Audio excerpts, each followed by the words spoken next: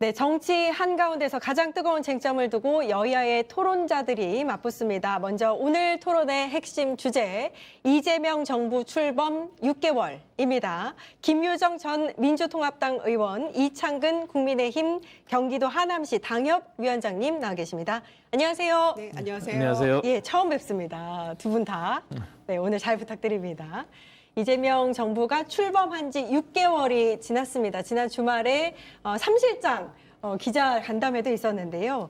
비상계엄과 탄핵 국면을 거치면서 국정 공백 속에서 탄생한 새 정부가 어느 정도 안착을 이뤘다라는 평이 이어지고 있습니다. 두 분은 어떻게 점수를 매기고 계신지 한번 여쭙고 싶습니다. 먼저 위원장님부터 여쭙습니다. 아, 저부터요? 네.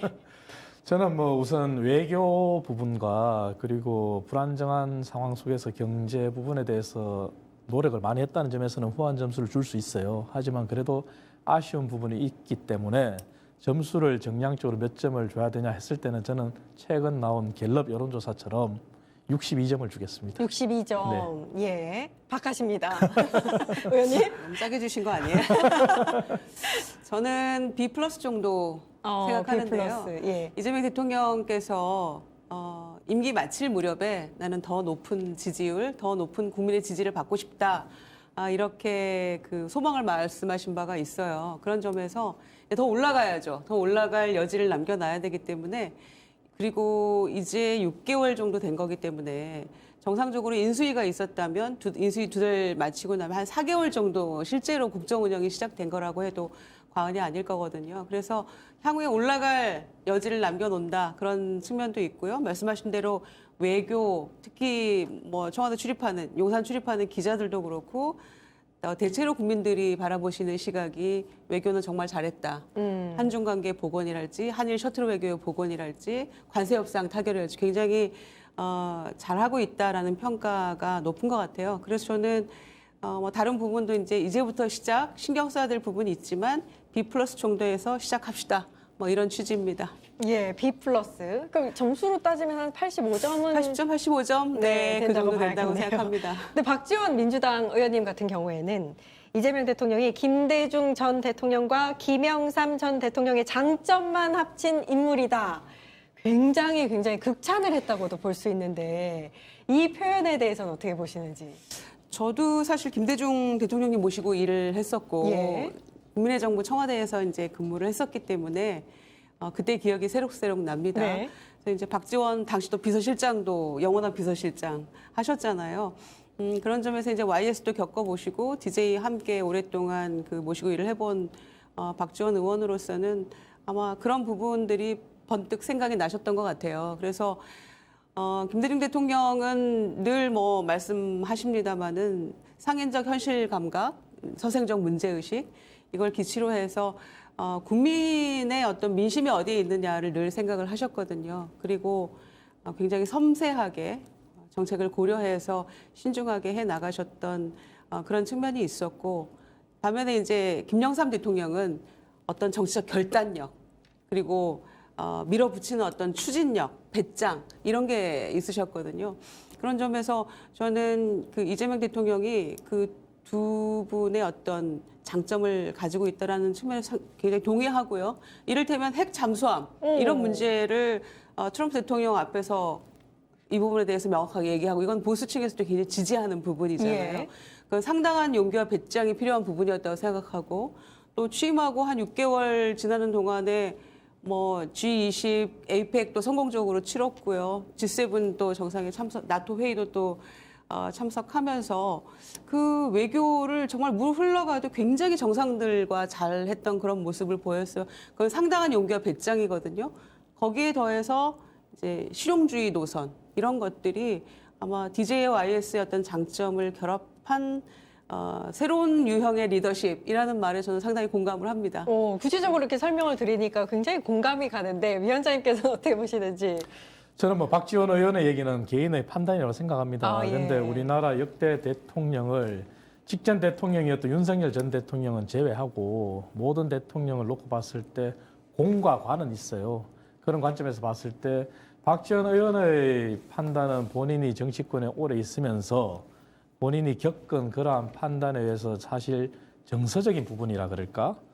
그래서 정성적인 평가 이렇게 봐지는데요. 저는 그것보다는 객관적인 그런 지표나 공을 가지고 얘기한다면은 사실 김영삼 전 대통령 같은 경우는 대한민국 금융사에 있어서 또 실물 경제에 있어서 큰 변혁을 가져왔던 금융실명제를 도입을 했잖아요. 굉장히 평가를 받아야 되죠. 예. 그리고 김대중 전 대통령 같은 경우는 무엇보다도 외환위기를 극복하는 과정에서 제2의 새마을 운동에 버금가는 전 국민적인 금모으기 운동에 성공을 했잖아요. 예. 그래서 그 부분에 대해서는 정말 높이 받아야 돼요. 하지만 그러한 부분을 바라봤을 때 저도 이재명 정부가 정말 대한민국의 정당을 떠나서 국민과 국가를 위해서 성공을 했으면 좋겠어요. 다시는 대한민국 정치사회 또 국민과 국가를 위해서 불행한 역사가 일어나면 안 되잖아요. 그런 관점에서 지금 이제 취임한 지 한 6개월 됐어요.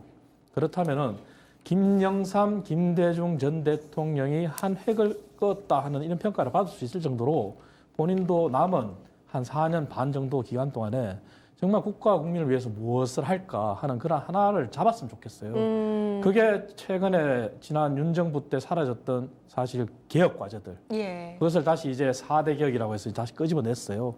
그래서 모든 걸 다 하기에는 대한민국 임기 5년이 짧아요. 그렇기 때문에 정말 김대중, 김영삼 전 대통령처럼 딱 하나만이라도 제대로 했으면 좋겠다. 네. 그런 방향으로 말씀드리고 싶습니다. 나름 네. 이제 어느 정도 축복에 가까운 의견을 보여주셨습니다. 네, 이재명 정부 출범 6개월을 맞아서 여론조사가 여러 가지가 진행되고 있는데 저희는 한국갤럽 자체 조사를 한번 보겠습니다. 12월 2일부터 4일까지 전화조사원 인터뷰 방식으로 진행이 됐고 자세한 내용은 한국갤럽과 중앙선거 여론조사심의위원회 홈페이지 참조하시면 되겠습니다. 보니까 결과가 이재명 대통령의 지지율이 62%, 아까 위원장님께서 점수로도 주셨죠. 62%로 집계됐는데 취임 6개월 무렵에 각 대통령의 직무 수행 긍정률로 보니까요. 김영삼 대통령, 문재인 대통령에 이어서 3위를 차지를 했습니다. 어떻게 보셨어요? 예, 의원님. 예, 저는 김대중 대통령이 56%였거든요. 취임 예. 6개월에. 예. 그래서 1, 2, 3위에 들어가나 했는데 못 들어가셨더라고요. 못 들어갔더라고요. 예. 아마 이창호 위원장이 말씀하신 대로 외환위기 극복이라는 그런 어떤 그 숙명의 어떤 숙제, 위기 상황 극복이라는 과제를 안고 출범했던 당시 정권이었기 때문에 초기에 굉장히 어려움이 많았다. 뭐 그런 생각이 들고요. 저는 이제 그 김영삼 대통령 그다음에 문재인 대통령이 이어 세 번째더라고요. 네. 이재명 대통령이. 그래서 생각해 보면 YS 대통령도 당시에 이제 문민정부 최초의 군부 독재에서 문민정부로 과도기라고 볼 수 있겠죠. 진정한 의미에서 어떤 이제 국민의 정부 출범이 실질적인 어떤 문민정부의 출범이라고 볼 수 있는 것이고 그 과도기적인 과정에서 초기의 금융실명제 실시 땅, 그다음에 하나회 척결 땅, 예. 국민들의 어떤 그 속 시원함, 심금을 울려준 부분이 있었거든요. 네. 그런 점에서 속 시원하다. 잘한다 이런 평가를 받았기 때문에 초기 6개월간 마무리는 또 외환위기 때문에 외환위기 때문에 또 경제 실패로 굉장히 불행한 마감을 했습니다마는 초기에 어떤 그런 개혁적인 그 이슈들이 상당히 국민의 공감을 얻었다고 생각하고요. 또 문재인 정부 초기 6개월도 그때도 박근혜 정권 탄핵, 그렇죠. 국정농단 예. 이런 것 때문에 새 정부에 거는 기대가 상당히 높았잖아요. 그래서 초기에 어떤 지지율이 상당히 높지 않았나 생각하고요. 그런데 이제 이재명 대통령도 마찬가지입니다. 조기 대선, 그다음에 특히나 뭐 헌정사에 45년 만에 불법 개헌과 내란 사태라는 초유의 어떤 일대 어떤 비극적인 사건 그 뒤 이어온 조기 대선 결과잖아요. 예. 그러니까 그래서 아마 위기 상황에서 보여주는 그 리더십에 대한 평가가 있지 않았나 그런 생각이 들고요. 그래서 기대와 동시에 또 많은 숙제를 안고 있는 그런 정권의 출범이라고 생각합니다. 그래서 말씀드린 대로 뭐 외교든 뭐 경제, 소통 뭐 이런 부분에서 상당히 조금 국민들의 좋은 평가를 받고 있는 게 아닌가 생각합니다. 예, 위원장님.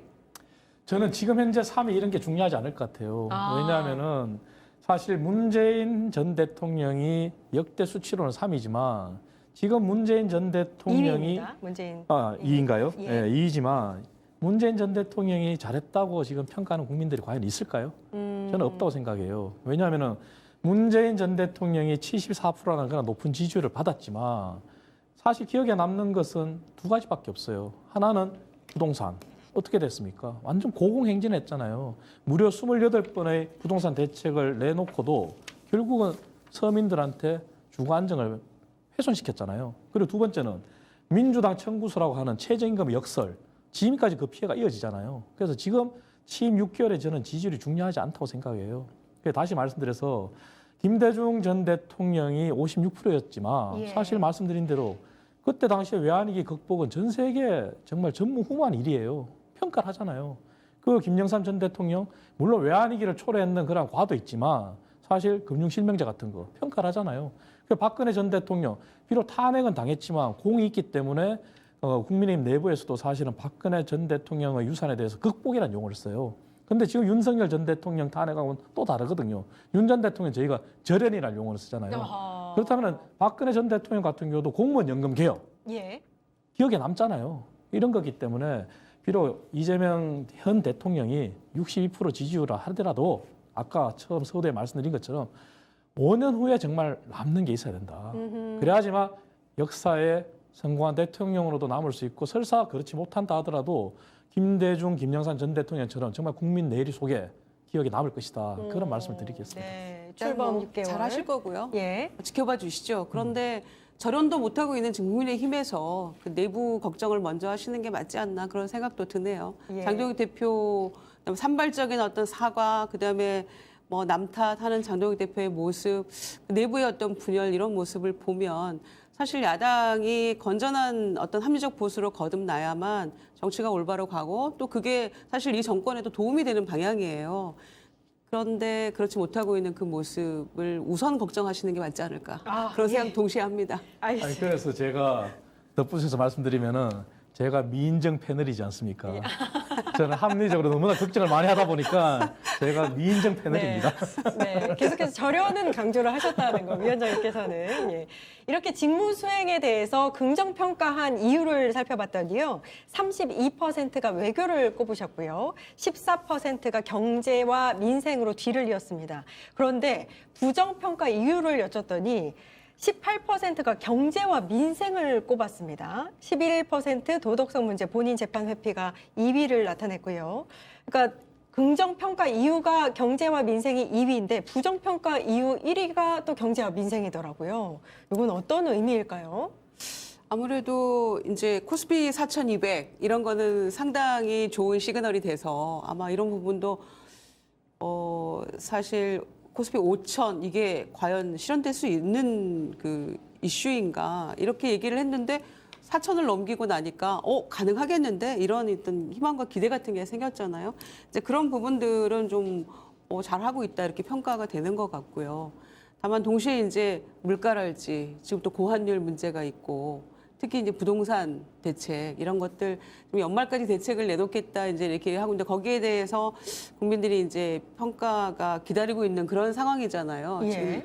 지금 6개월인데 부동산 대책 한 3번째 내놨는데 뭐 불가피한 어떤 브레이크 상황이다라고 이제 그 3실장이 기자회견 하실 때도 얘기를 했었는데 그래서 이제 이런 부분들에 대한 우려 또 기대 이게 교차되는 거라고 생각합니다. 그래서 잘하고 있다가 경제 민생의 2등이기도 하고 또 부정적인 요인에서 또 1등을 차지하기도 하고 해서 이제 6개월이니까요. 지금부터 이제 사실은 민생 경제 쪽으로 달려가야 된다고 생각합니다. 맞습니다. 네. 예, 위원장님.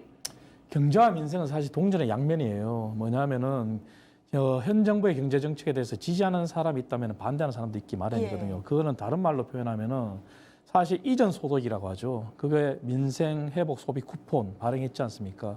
그 소득 계층에 따라서 차등 발행해야 된다고 저희가 그렇게 주장해서 이재명 대통령이 완벽히는 아니지만 어느 정도 수용했기 때문에 또 차등적으로 지급이 됐잖아요. 이런 부분은 사실 지급받는 국민들은 좋아요. 근데 정부의 재정을 생각한다면 또 다른 얘기지만 그건 차지하고 그건 분명히 긍정적인 효과가 있어요. 하지만 기업이나 부동산 측면에서는 사실은 또다시 부정적인 말을 할 수밖에 없거든요. 부동산은 말씀하신 것처럼 세 차례 대책을 발표했지만 예. 또 이재명 대통령께서도 지난 5일 날 말씀하신 게 부동산만큼은 정말 답이 없다. 이런 말씀도 토로하셨잖아요. 그래서 이런 부분은 정말 제가 늘 방송에서 저는 말씀드리지만 민주당 혼자, 정부 혼자 하려면 해결할 수가 없어요. 부동산만큼은 정말 여야가 함께 머리를 맞대야 돼요. 그런 말씀드리겠고 더 중요한 것은 기업이거든요. 이번에 저는 방송에서 법인세 인상에 대해서 과표 구간 2억 이하도 왜 인상을 꼭 1% 해야 되느냐 그런 건 강하게 반대를 했어요. 저는 사실 당협위원장이기 이전에 저도 경제학자로서 예. 과표 2억 원 이하는 소기업이에요. 근데 그것까지 일률적으로 1% 인상하는 것은 정말 아니거든요. 그리고 또 이재명 대통령이 기업하기 좋은 나라 만들겠다 그랬잖아요. 근데 아직까지 규제 완화에 대해서 역대 정부 모두가 다 반성해야 되지만 사실 뚜렷한 그런 대책이 없어요. 그래서 이런 부분은 사실 부정적으로 작용하는 거거든요. 그래서 이거는 지금 현재가 중요한 게 아니라 결국 5년 후에가 중요하잖아요. 그래서 이런 부분은 좀 더 정부와 민주당이 머리를 맞대고 좀 심사숙고해서 또 네. 필요하다면 야당도 머리를 맞대서 저는 해야 된다고 생각해요. 예. 국민이 이제 체감할 수 있는 부동산 같은 경제 민생 제도라든지 기업 규제 완화 같은 제도들이 좀 잘 성과를 이뤘으면 좋겠다. 이렇게 정리를 해보겠습니다. 아까 말씀드렸듯이 어제 3실장이 이재명 정부 출범 6개월 기자 간담회를 열었습니다. 여러 가지 뭐 이제 잘한 일들에 대해서 기자들이 뽑은 그 내용을 보니까요. 1위부터 4위가 외교 관련한 내용들이 있었고요. 5위가 코스피 4,200 돌파, 6위부터 이제 10위까지가 뭐 AI, 일하는 정부, 국민소통 뭐 이런 것들이 들어갔습니다. 전반적으로는 이제 잘했다라는 이야기들이 나오면서 나중에 이제 기자들이 질문 따로 할 때 좀 다양한 이야기들이 좀 논의가 됐던 것 같아요. 이렇게 대통령실 3실장이 6개월 들어서 기자 간담회 갖는 경우가 있나요?